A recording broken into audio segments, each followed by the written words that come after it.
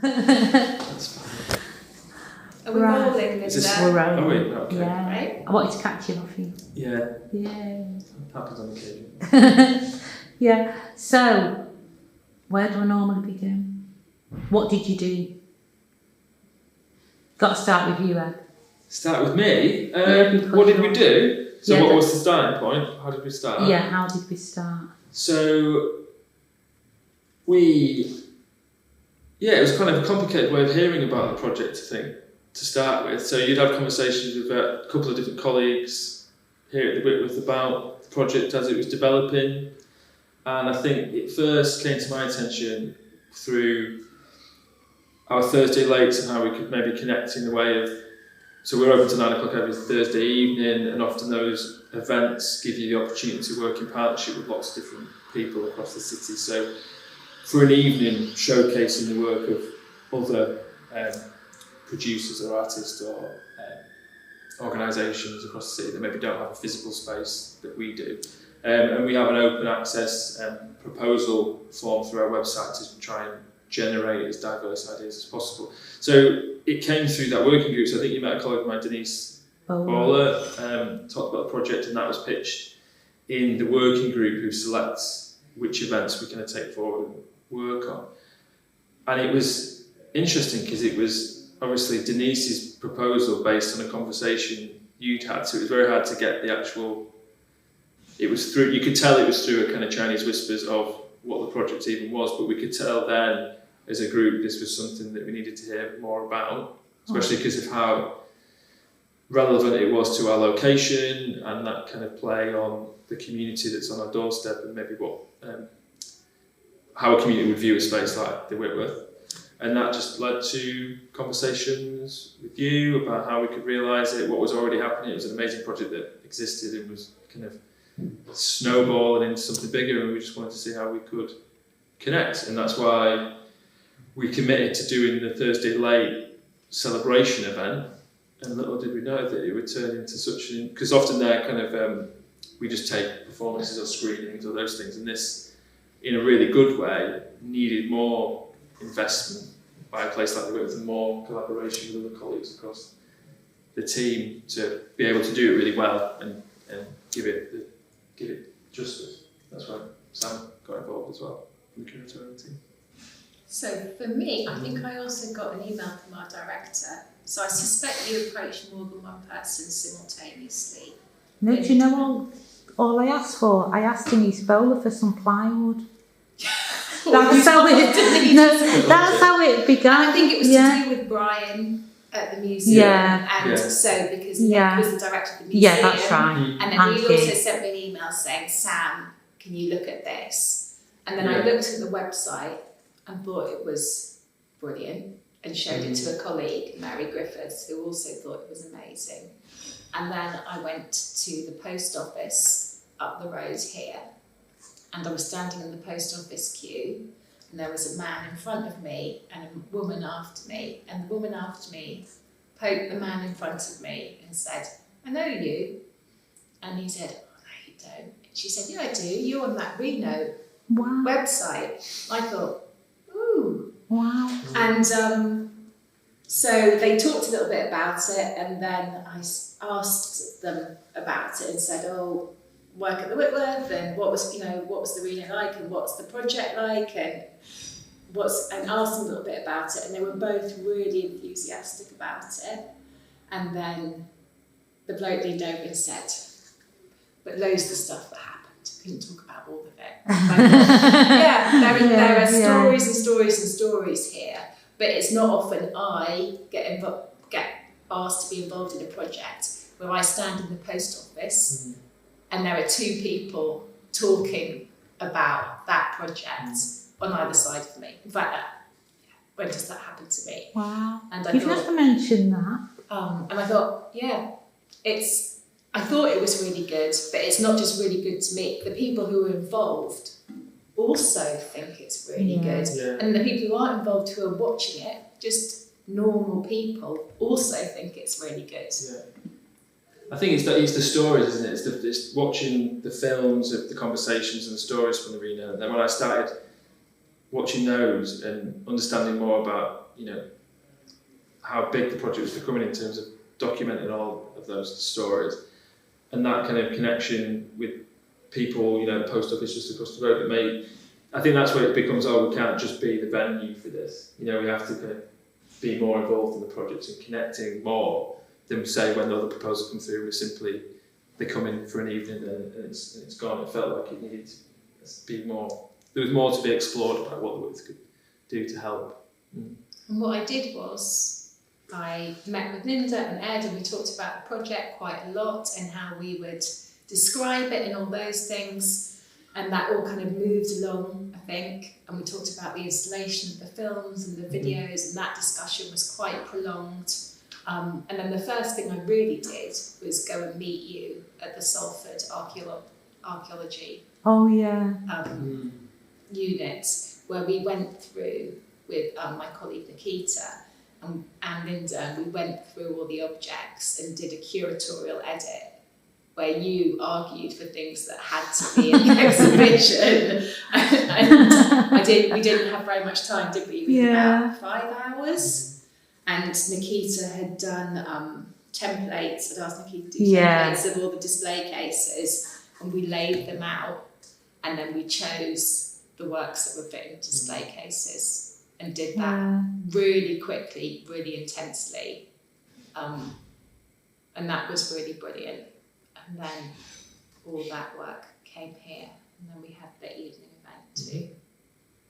Which everybody loved. Yeah. Well, it felt amazing to see those people that all had a connection to one place around here, kind of bring that energy into somewhere like the Whitworth.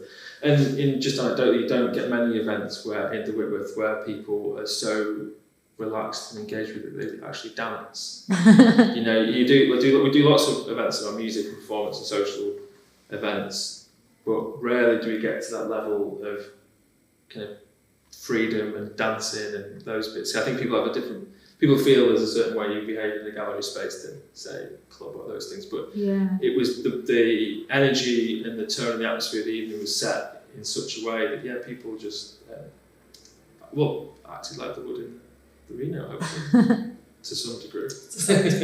Yeah. What did you learn? The main points, I guess, is kind of how co-productions in this way can happen between institutions like the Whitworth and other producers, but be that in the community or other, just through things like all those things you hold dear around your branding, your tone, the way that you would do something that you've got the expertise of working in a certain space, but you're trying to open that up and actively change or explore that tension between letting go and holding tight. So things like, every step of the process there was conversations to be had, was it terminology and language used in marketing things, and then you're quite keen to kind of have things like obliterating the Whitworth which is interesting in terms of how we present that, and then the way in which that played out in terms of the way that works were presented on the night, because that obliteration of the artwork was, you really wanted the videos to kind of go over the top of the exhibitions that were already there, and that play on actually how that worked conceptually, but playing against how that interfered visually with seeing the videos and those things. And we kind of were coming from a very exhibition museum standpoint of giving the films the same display as we would do, but that relationship that actually meant a lot to you to see them in that way, and allowing that to happen or enabling that to happen in some way.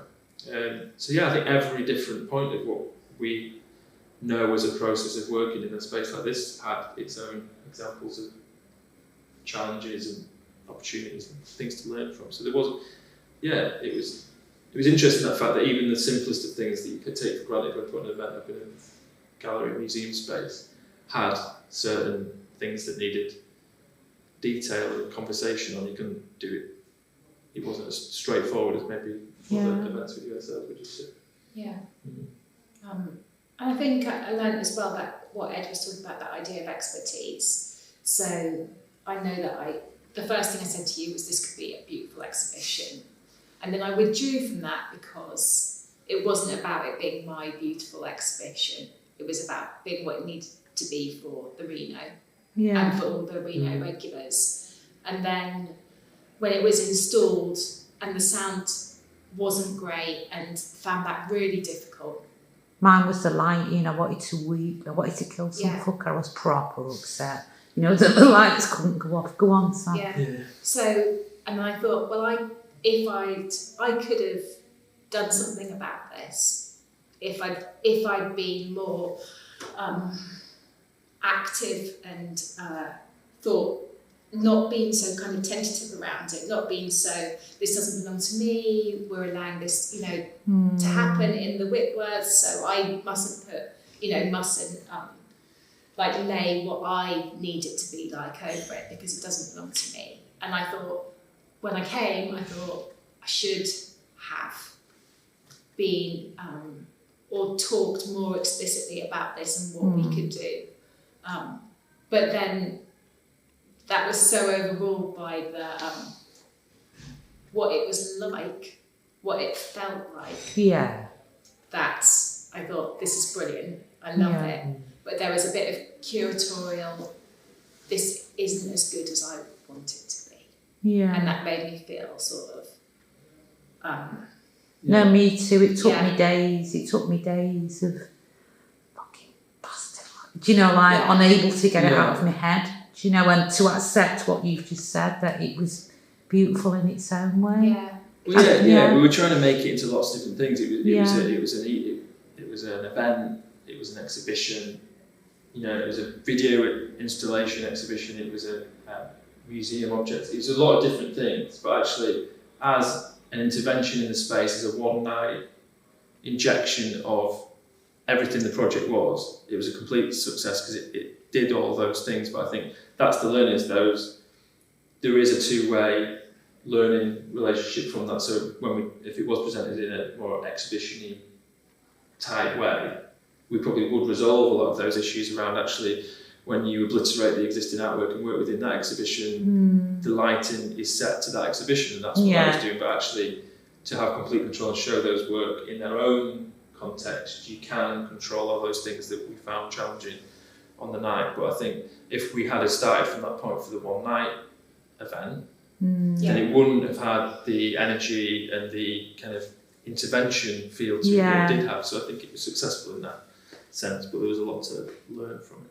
And I remember when we were sat on the table, I did say, I don't care if it's perfect, I want these things to happen. So I have to accept that I got what I wanted. As well. Yeah, because I wanted that feeling of freedom, and if it was wrong, it was wrong. It just had to be everywhere. Like as if you'd thrown paint at the walls.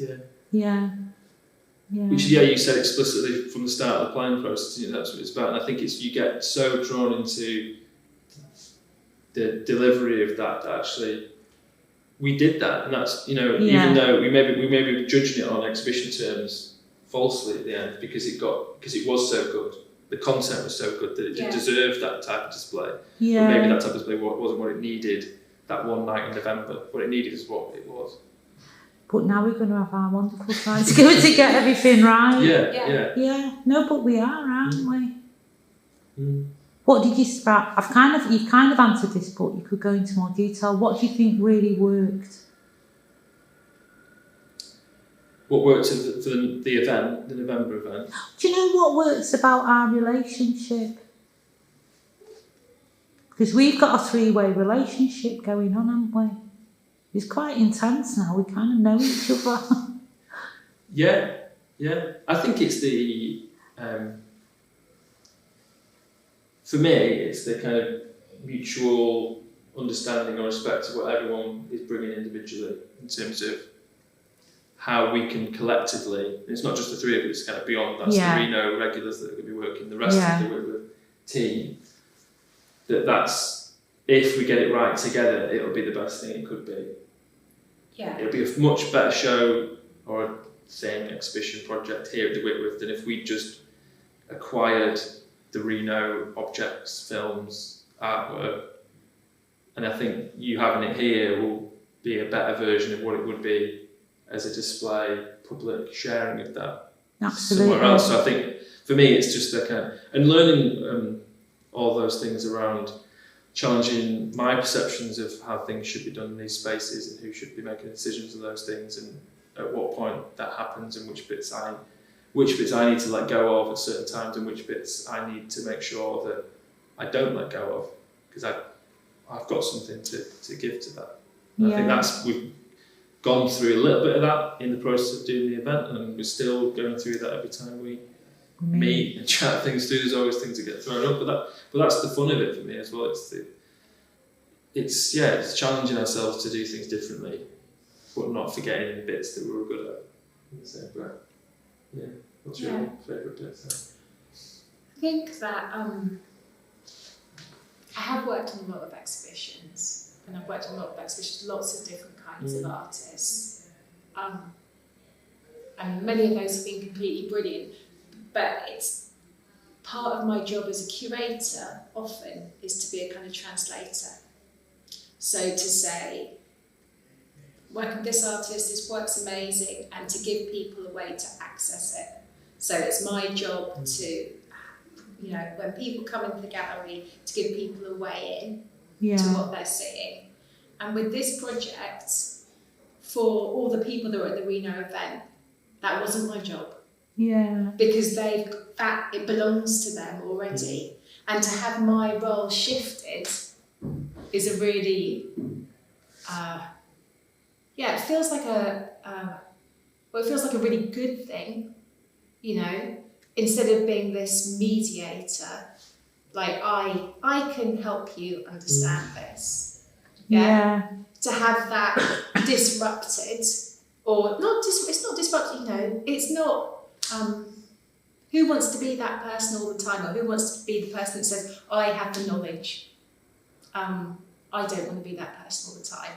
And for the Reno project, being able to take myself out of that and it operating the other way around. So this is important culture. Yeah. This is something that needs to be seen or talked about in public spaces, and we're the owners. We made this. We're the owners of this. And for me to be in the other position, for you to be, or the Reno regulars to be talking about that experience, which I never would have experienced, right? White, middle class, from Surrey, so, completely different to me. So for that to be reversed, and for that to be as important here as those things that I usually do feels really, really good. Oh, thank you. It's also the same for me, because it doesn't belong to me either. It doesn't, it couldn't, because I don't know all the stories, I don't know the background, I haven't got them experiences. I've got my experiences, that tie into. So that's been kind of quite some journey for me to, because normally as a writer I control all the characters, as well, and I haven't been able to. Yeah. What do you think could have been done better? Well, I think we went through some of the technical bits that I think, with the complexities of work, putting things within a space that already has things is a really basic way of putting it, and how you do that. But like I said, actually, for what we needed to do on that event, I think it did work for what that needed to be. I think we will go through the process of exploring some of those kind of who held the decision making bit at various points. We can pick into that and it'll work better next time. But what could have gone better?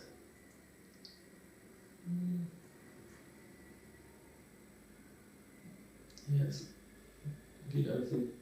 Again, it's just sort of the technical stuff, so the sound, so being able to hear what people are saying clearly, which was frustrating when people couldn't.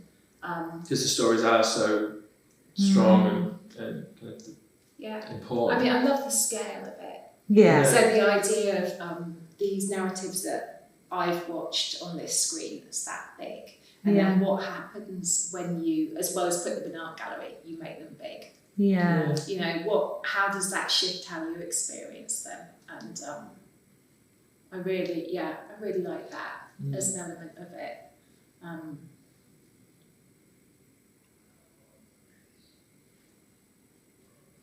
But it does make it difficult, particularly when you're projecting multiple ones at the same time. Yeah. Because you've got that clash between them. Yeah. Yeah, and if you think about like our William Kentridge exhibition at the moment, I mean, there's 5 video works in one space. Yeah. And the soundproofing between them. Oh, okay. Is phenomenal. Those are all expensive though, aren't they? Yeah. And they're not for one night, it's up for 6 months. Yeah. So it's How I felt about that night though, the sound was less important to me than the light, like that it was dark and that you could see them. Do you remember the Ceausescu's and things like that? How it meant to me was, I remember him being on the balcony and when they'd been found out doing all the bad shit. And then there's loads of people going to take over the building.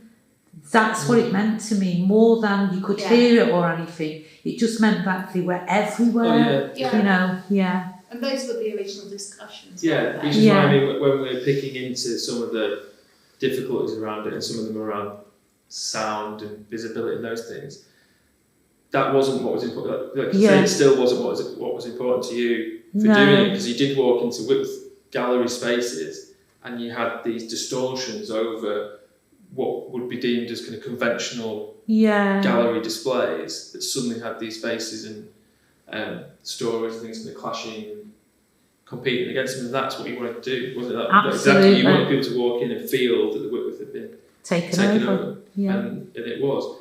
I think some of the other things are just about how a gallery like the Whitworth tries to develop and become more than just a space where people come to view art, is learning how to deal with people in a social context, and that's down to boring stuff like you throw in a party, but what other party do you go to and you say, oh, well, you can't take that drink out there, or out there, is a kind of, like I say, it's just boring logistics, but it's something that maybe the Whitworth has to get better at, in terms of nothing more jarring to invite new people into a space that are having a great time, and then suddenly the mere fact it's in a gallery is the thing that's slapping in the faces.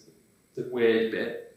I think we have to get better at that. If we're inviting people in, we have a mechanism that's maybe slightly softer or thought at first that would avoid that, and it's probably just through spaces that we use and signage and those kind of ways that isn't just met by someone saying, oh, really sorry, you have to put that down, because people potentially used to that if you're going to invite them in for that type of thing. But everybody was all right with that, Ed, from both sides. For the people who were saying, can you put your drink down, and people putting that, because I was a bit worried about that. Do you know? We've got a great team of people that wouldn't do it in a abrupt way, but I just think it's something. They did feel anxious about it. I think it's more that we're feeling anxious about that boundaries and feeling that they were almost being the imposing faces of that kind of rules in a gallery. So I just think as a gallery we could, and I think having a space that we are developing over a year, we can try and explore some of those things. And not everything is driven by drinks and alcohol and those things, but when we are having moments where people need to feel relaxed and welcome and those things, I think we could probably learn how to better manage that so it feels kind of easier. One of my absolute favourite moments is before anybody arrived, when he's putting the tissue paper on the paintings. Oh, yeah. It was a proper art, active anarchy. It was like, yes. Yeah, putting, blacking them out so the light wouldn't go on them. It was, I want you to go, look everybody, look what, what's happened. What are you thinking about moving forward before we cut off? Do you know what I think as well, though? I think it was about trust, and we're getting to trust, and I think we're getting to trust each other more as we move forward. I think what went wrong on that night was about trust, really, like that you didn't, like that we didn't hold up our ends because you're afraid of upsetting the other person. Whereas we've got used to each other now, haven't we? Yeah, it's that when you're working in this collaborative way, isn't it? It's that bit of it's that kind of to and fro, isn't it? Of decision making in terms of which bits you let go and which bits you don't. And for what reasons you let go. So, in the first version of the project when we hosted in November, we were probably really self-conscious of trying. We probably didn't say the thing that would have solved that thing by being really self-conscious about not being the institutionalised professionals that shut down the great idea that it could have been. We actually now, I think, we're a little bit more comfortable in the relationship, like trusting in the relationship. Actually, when we do that, we know we're doing it for a sound, right reason. You know, rather than I think you kind of pick it back, don't you, and almost filter yourself too much. Yeah, you do. Or it's easy to fall into that. And mine was exactly the opposite. I just had urges of violence. Well, look at how I picked the Chichester's. It's like, no, I want to do something violent. Do you know what I mean? Like, and I don't feel like that anymore. Do you know, like that, because everything works out and we've moved on and everything. I don't feel. That kind of impulse in the same way. No. Yeah, and I think you can resolve, because it's a different tack now, isn't it? Because if we've got a longer period of the project now, you have to, in a night, you have to say everything that you tried to say, whereas now you've got a whole 12 months to explore some of the subtleties and the kind of idiosyncrasies, the kind of little bits that you couldn't do. You had to be bold, you had to shout that even. That's whereas we don't have to shout anymore, we can just kind of have a conversation about it and see where it goes. And absolutely let it evolve and let everybody have their voice, including the Reno, including the artists, including the Whitworth. You know, that'll be really exciting and interesting and I mean, I'm still there. Loads of things I'm like, oh, how is it going to work? That I feel anxious about. And those things that I'm really excited about as well. But to pretend that there isn't anxiety there would be false. And there are those things that I'm worried about what is this going to look like? How, so there are all those things in my mind as well. What do we need to articulate now?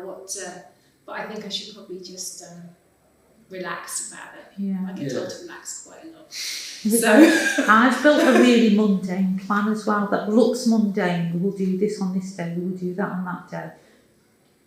I don't know how to say this. You know, like when you just keep going forward and all the other things should branch out and grow from that mundanity. Do you know, like we'll edit the pictures, then we'll redraft the edit, then we'll, do you know what I mean? And then all the conversations and all the deeper memoirs should just start coming. That guy, when that guy said you can't tell them stories, it's like, oh no, I want to go there. Yeah.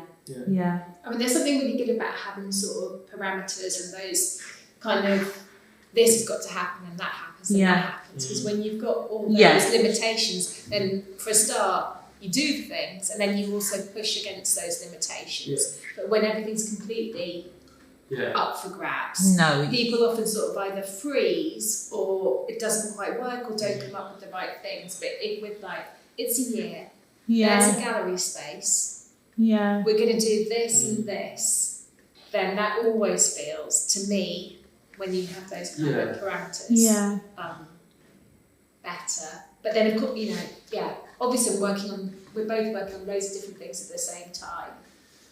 Yeah, I think especially when you're working with, because obviously you're leading the project with the regulars, Reno regulars that have been engaging with. Well, I think sometimes the scariest thing you say to anyone is you could do anything. You know, it's almost paralysing to think, what does that mean? So I think we do have to use the things we know about or the things that we know work in some respect to start giving it some shape, don't we? And those things, like the mundane elements you're working on are all really important, aren't they? Absolutely. I suppose what's mundane to it's someone most of my job, to be honest. Yeah, but almost, editing. The mundane stuff. Like, the necessary stuff.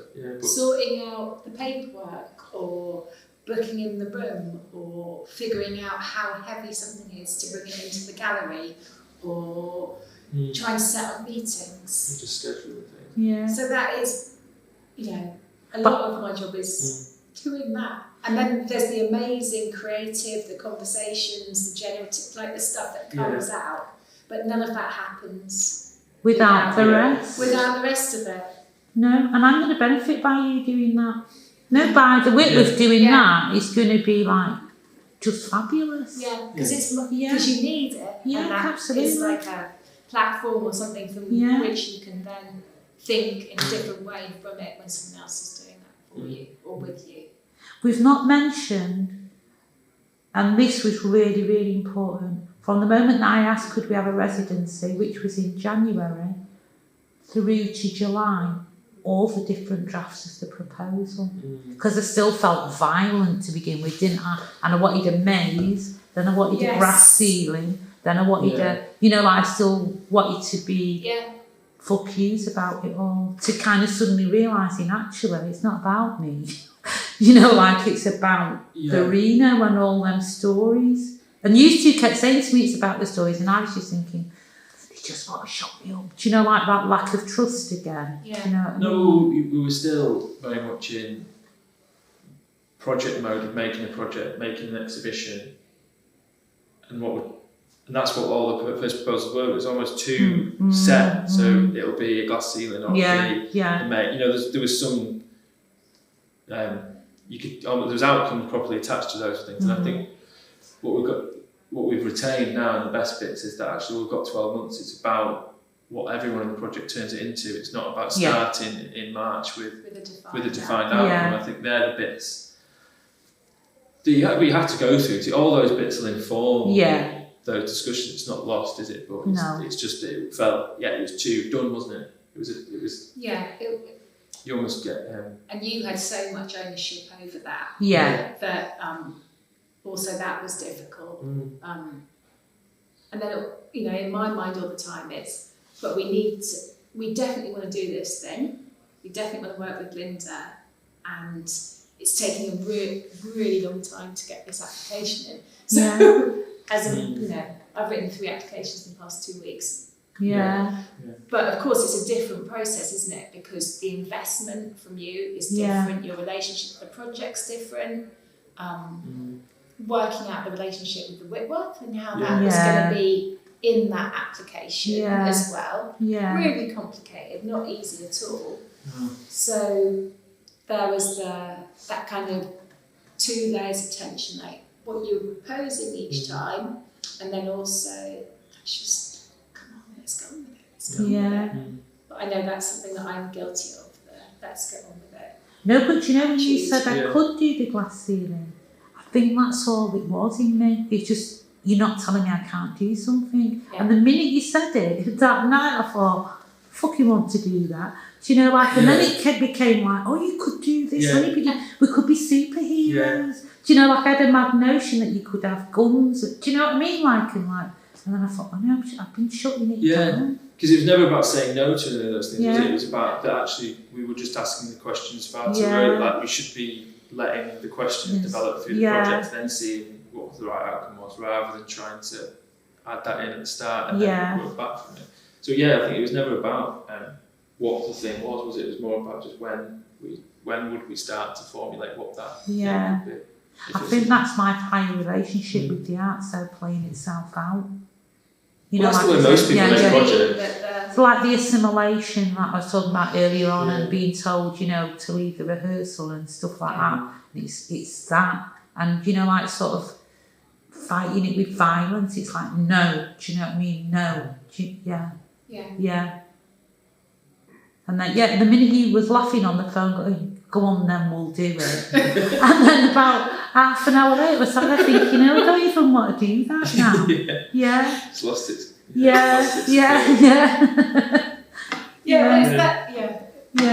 It's just that thing you do and you think, well, why? Why am I being this? No, all right. And then I think I also said to you, Linda, we're going to fall out. Or we're going to disagree and we're going to fall out, but it'll be all right because I'm on your side. So you just have to know that we will fall out. Which I say quite often to people I'm working with. But because with artists, there are always things where you disagree. but if it's someone that you trust Yeah. and you want to work with, Yeah. I think that's fine. Just for me, it's always helpful to say there will be a point where we really don't agree, but I'm always going to be. My job is to support this thing that you're making happen. That's the other good part of my job, is making things happen, making these brilliant ideas that other people have happen, but acknowledging that there will be like difficult times in that, and then saying it out loud so that everyone knows. It makes you feel good because you think, well, then if I have a meltdown, it's fine. It's not like, because if you just had an unexpected meltdown, you'd be at home like, oh shit. Oh my God, I can't go there again. We didn't mention Alistair because another fantastic thing though that's happened is he's come at exactly the right time. Yes, for this project. For this project, hasn't he? Yeah. I guess for the license to grow it as big or as ambitious as we want to permeate into other bits of our organisations that it would have been. It's got that classic route from an idea that could have just been an event on one night turning into something that it is going to. I guess that the arc of that is really interesting in terms of when Alistair came in. Yeah. Are we done, Phil? Yeah. I think so. Yeah. I Thank you. have to plug some. You've got to do the school pickup. Thank you both. Yeah, thank you. I think you say your names. Go on, say your name then. So I'm Ed Watts, I'm Head of Learning Engagement at the Whitworth. I'm Sam Lackey and I'm Head of Collection Exhibitions. Thank you both. No, Thank you, you, Linda. Linda.